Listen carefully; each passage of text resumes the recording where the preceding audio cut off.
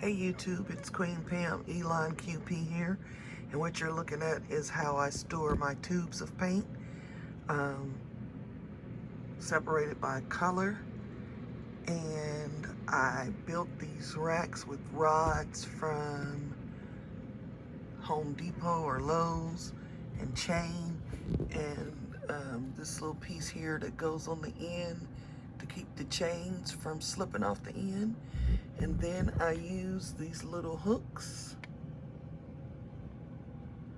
to suspend the paint from, and so I'm using every bit of space in my basement craft room, not a renter, so I can put as many holes, and I use the ceiling space.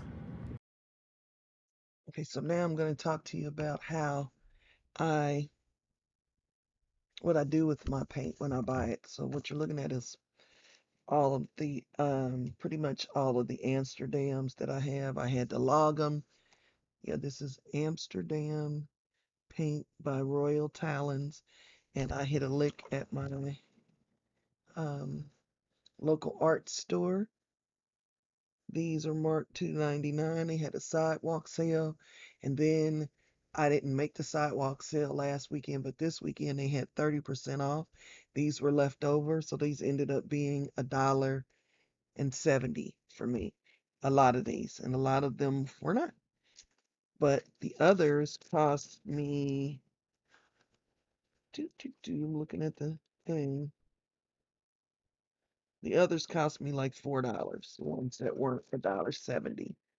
So when I get them home, I have created for myself out of the paper I usually paint on, which is Fabriano studio grade watercolor paper. I make a swatch tab out of that. I paint some black gesso. I use this We Are Memory Keepers punch to punch the slots. And then when I hang them up on the system that I showed you before, I can clip the paint color right onto the bottle and actually get the color of paint that I'm looking for. And you have to do that because there's no way I would think that this color was in here. So just another of my ideas and how I store things. As always, I leave you in the hands of the creator. Bye bye.